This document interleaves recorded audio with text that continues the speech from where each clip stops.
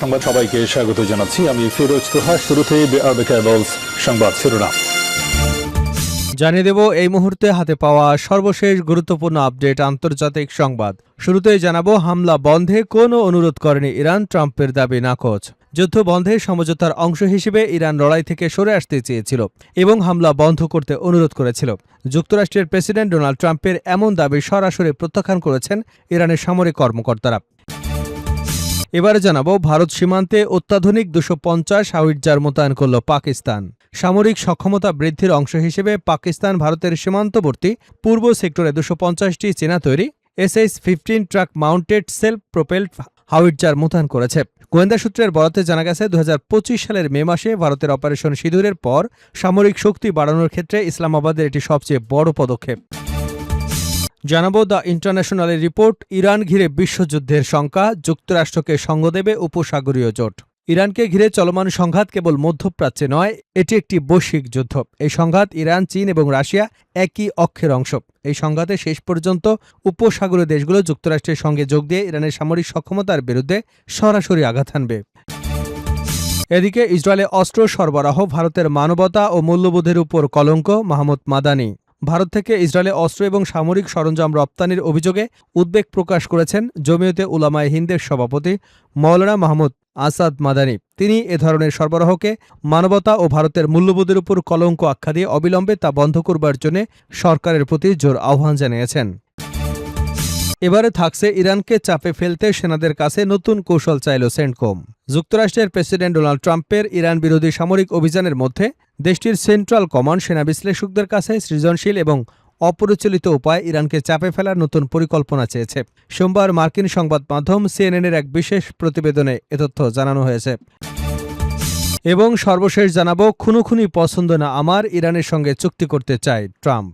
যুক্তরাষ্ট্রের president Donald Trump জানিয়েছেন যে মধ্যপ্রাচ্যে সামরিক সংঘাতের চেয়ে কূটনৈতিক সমঝোতা বা চুক্তির মাধ্যমে সংকট সমাধান করতে চান তিনি। এয়ারফোর্স ওয়ানের সাংবাদিকদের সঙ্গে আলাপকালে তিনি একথা বলেন। পারস্য উপসাগরীয় অঞ্চলের চলমান উত্তেজনা, সম্ভাব্য সামরিক পদক্ষেপ এবং আসন্ন আলোচনা প্রসঙ্গে ট্রাম্প স্পষ্ট করে জানান যে তিনি মানুষ হত্যা করতে চান না, বরং একটি চুক্তিতে পৌঁছানোকে প্রাধান্য দিচ্ছেন। এতক্ষণ শুনছিলেন সংবাদ শিরোনাম, এবার থাকছে পুরো সংবাদ। দর্শক, অনুরোধ থাকবে ভিডিওতে একটি লাইক দিন, কমেন্টস করে জানিয়ে দিন এই ভিডিওটি আপনি কোন জেলা থেকে দেখছেন এবং শুনছেন। হামলা বন্ধে কোনো অনুরোধ করেনি ইরান, ট্রাম্পের দাবি নাকচ। যুদ্ধ বন্ধে সমঝোতার অংশ হিসেবে ইরান লড়াই থেকে সরে আসতে চেয়েছিল এবং হামলা বন্ধ করতে অনুরোধ করেছিল। যুক্তরাষ্ট্রের প্রেসিডেন্ট ডোনাল্ড ট্রাম্পের এমন দাবি প্রত্যাখ্যান করেছেন ইরানের সামরিক কর্মকর্তারা। খবর টাইমস অফ ইসরায়েলের।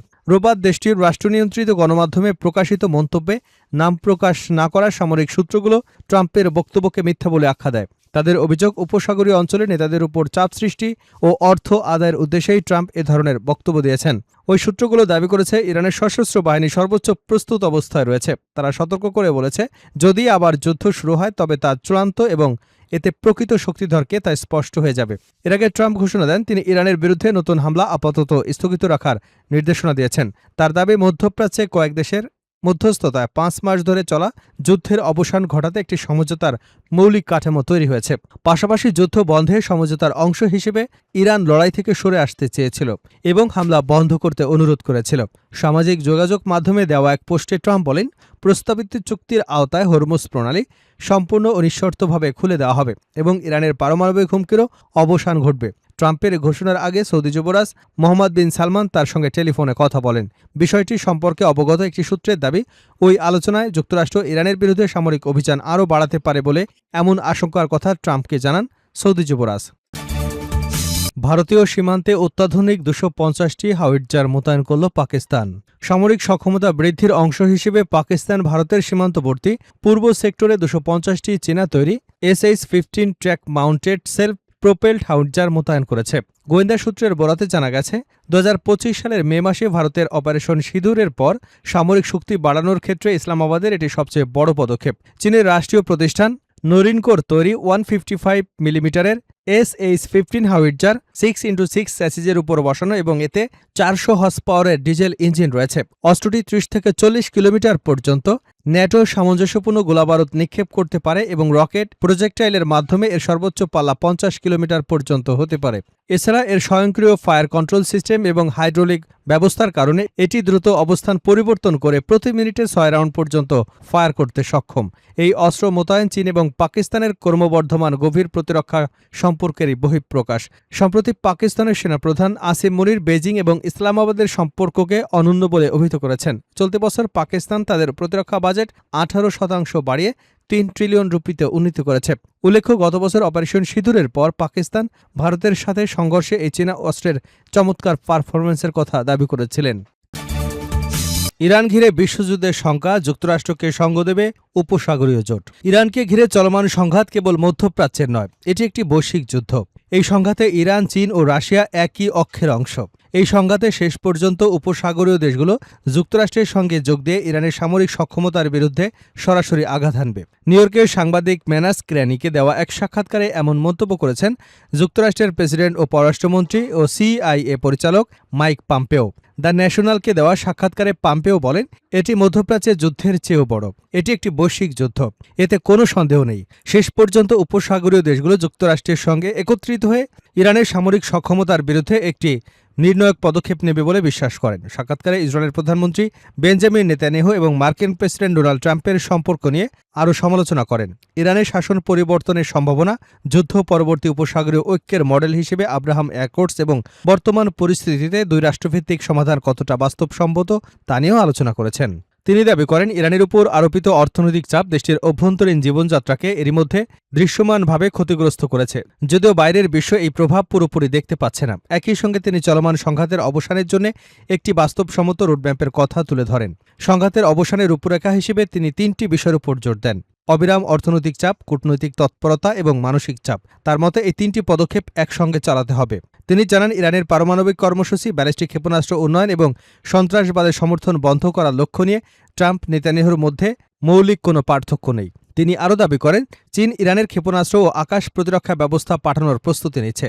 যদিও বেইজিং এই অভিযোগ অস্বীকার করেছে বলে পম্পেওর মত, তবে অস্বীকার করছে বলেই বিষয়টি আরও বিশ্বাসযোগ্য মনে হচ্ছে।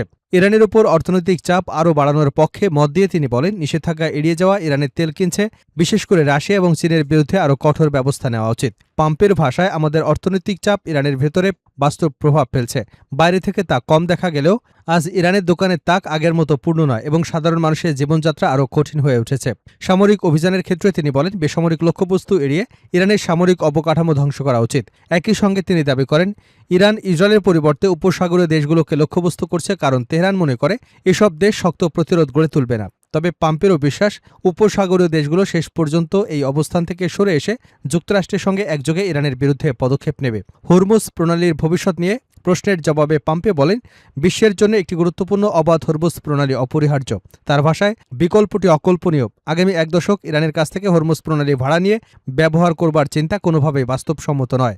সাক্ষাৎকারের শেষ দিকে পম্পে বলেন, উপসাগরীয় অঞ্চলের বাইরেও সবচেয়ে বড় ঝুঁকি হল পশ্চিমা সভ্যতা নিজেদের প্রতি আস্থা হারিয়ে ফেলা। ইসরায়েলে অস্ত্র সরবরাহ ভারতের মানবতা ও মূল্যবোধের উপর কলঙ্ক, মাহমুদ মাদানি। ভারত থেকে ইসরায়েলে অস্ত্র এবং সামরিক সরঞ্জাম রপ্তানির অভিযোগে উদ্বেগ প্রকাশ করেছেন জমিয়তে উলামায়ে হিন্দের সভাপতি মাওলানা মাহমুদ আসাদ মাদানি। তিনি এ ধরনের সরবরাহকে মানবতা ও ভারতের মূল্যবোধের উপর কলঙ্ক আখ্যা দিয়ে অবিলম্বে তা বন্ধের জন্য সরকারের প্রতি আহ্বান জানিয়েছেন।